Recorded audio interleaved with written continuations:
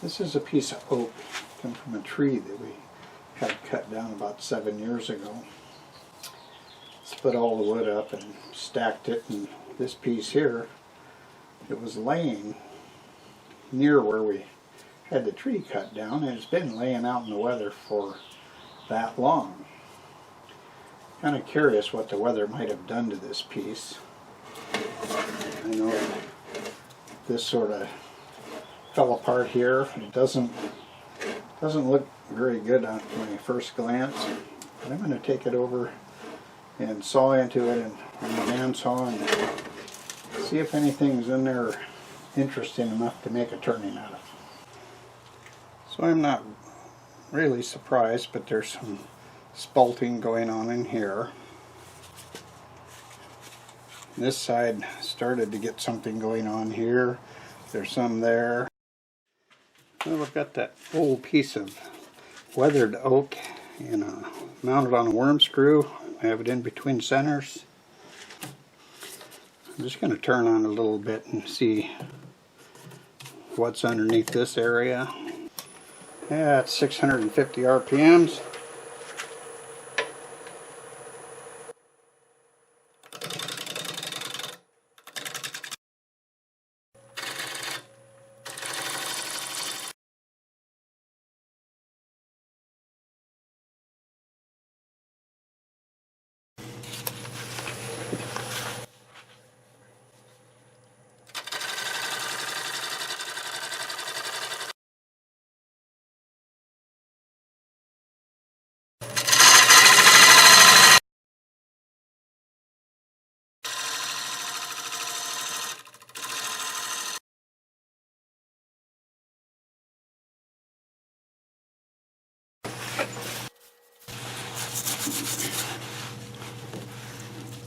It's actually fairly solid there right now.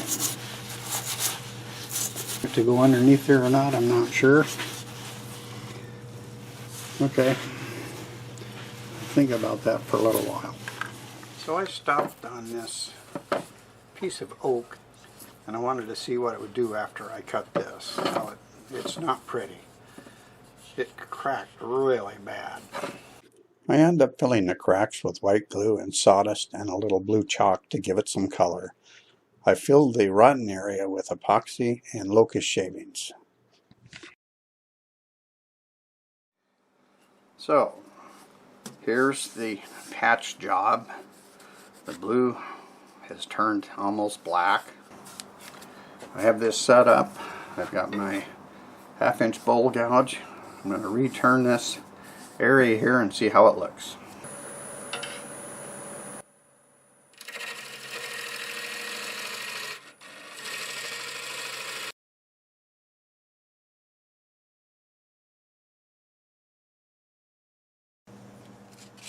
I sanded this up and then I didn't like the voids that were left, so I took some of the dust from the sanding, mixed it with lacquer sanding sealer, and I made a little paste out of it, and I filled those cracks with that, and it dries pretty fast. So now I'm going to sand on it, see how that comes off.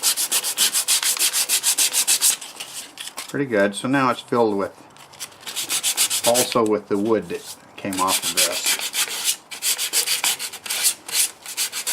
If you're in a pinch for needing something to fill grain with for these cracks, the sawdust that comes off of your sanding will work quite well.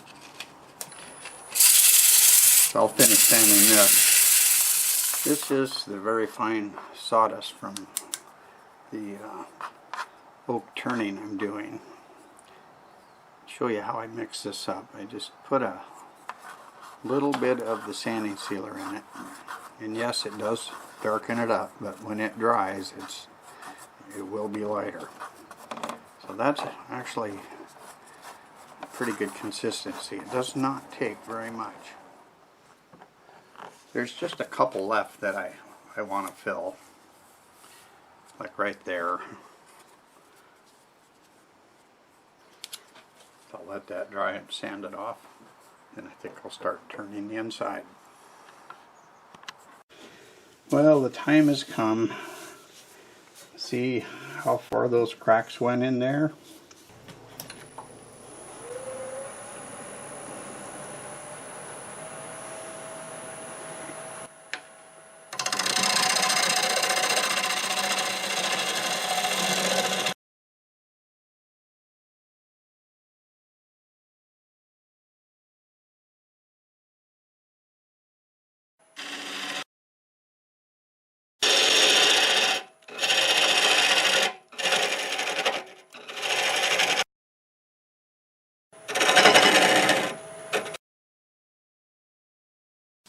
I think I'm going to go ahead and drill a hole now. This wood is really hard. It'll make it easier to get down in there, but oh, if this thing will just hold together for me. It's got marvelous color. Slow this down. This is, like I say, it's really hard wood. Let's try about 280.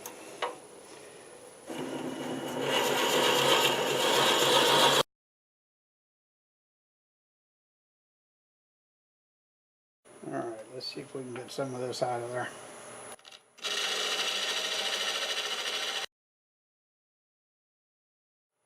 I'm going to go ahead and go to this little hollowing tool.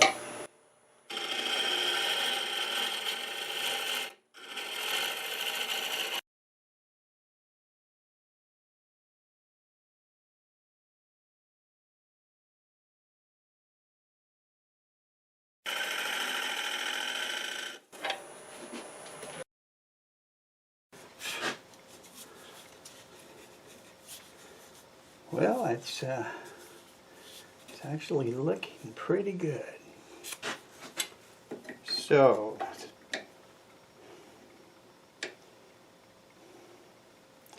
at the very top is about 5/16. So let's go with that.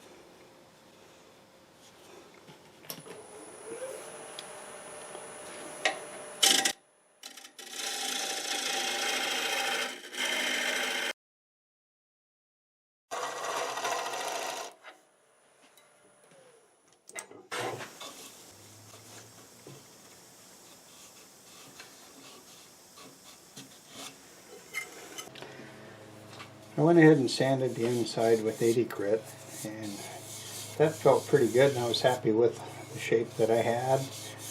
And I still had some of the cracks open on the inside, so I went ahead and used some of the sawdust that came out of there and mixed it with lacquer, and I pushed that down in the cracks, let it dry, sanded it, did it again, and I'm satisfied with what I have filled. So what I'll do now is I'll start with a 120 grit. I'll get this all sanded. I'll get the two up the same. I'll finish out at probably 400, and then it'll be time to put some finish on the outside and the inside. So this wood is hard. It'll take a little while to get where I want to be. I'll come back when we're ready to put finish. Time to find out whether all of this work was worth the effort. You're looking at the spalted area. If that's all that was on here, I would not have even bothered with this piece. But right here, this to me was worth putting some effort into it. So let's find out. We'll start with this.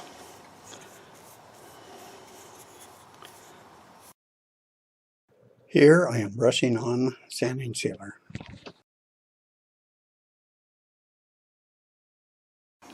Let it soak in. Probably get a couple of this applications on here, and then more than likely I'll end up spraying it.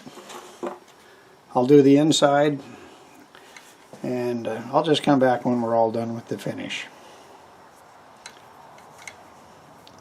I think it's going to look pretty good. So here's the finished turning from the old piece of oak that I had. And while I started it, I had high hopes, but when I got the outside turned, it looked like it was all for nothing. But I didn't give up on it, and I'm glad I kept going, because there's some really nice looking areas in here. This area here was the worst. It had the big groove in it, and I did resort to using 5-minute epoxy and Locust shavings in there because it was such a deep crevice. The rest of it, some of it I used glue and sawdust and some of the blue chalk, which didn't work out, and then I used the fine sawdust plus lacquer, and I'm happy with the results. So what I'm going to do now is Scotch-Brite lacquer down, and then I'm planning on using my abrasive paste to bring it back up to a shine and see how it looks.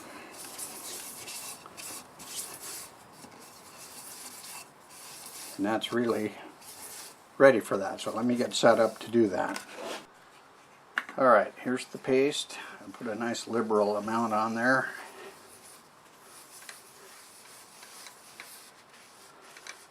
I like to get it spread all over all of the wood so I don't have a dry spot as I start to buff. And I like to start in reverse, maybe about 400 RPMs. So now we'll finish it off going backwards. I'll get a fresh piece of paper towel.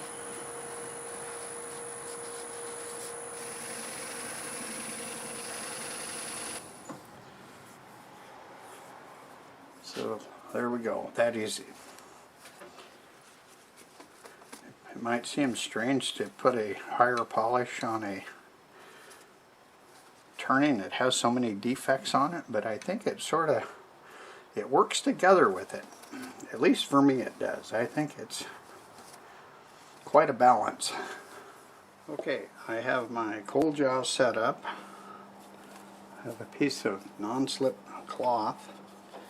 And plan on putting that inside of the bowl, and the natural taper should help hold it in place.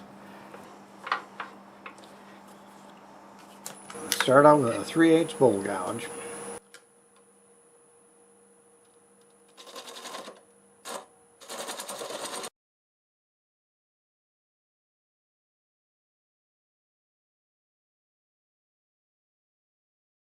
Okay, we'll go ahead and get this nub off of here.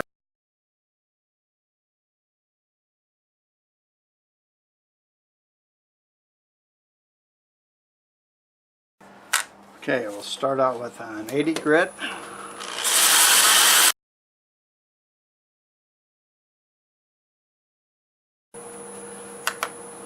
So I have it all sanded up to 400 grit, and now I'm just going to put a friction polish on the bottom.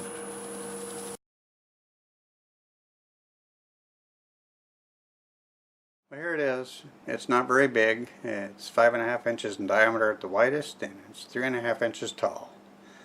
And as you can see in the video, I put quite a bit of effort into saving this piece, and I'm sure glad that I did. This has just got fantastic looking grain. It really looks nice. I like it. But I really love this grain. And I think sitting out in the environment for 7 years is really what happened. It has some spalting in here, and in this area right here, this was kind of rotted out, and I resorted to using some 5-minute epoxy and Locust shavings and little curls, and you can kind of see them in there. I love this grain. And the inside, look at that bottom of that. There's the spidering on the inside right there. I was calling this piece of wood the Beast. Now I call it the Beauty in the Beast. I hope you enjoyed the process of me doing the best I could to save this piece of wood. I'd like to thank everyone for watching. If you liked the video, please give it a thumbs up. And a special thanks to all my subscribers. I truly appreciate each and every one of you.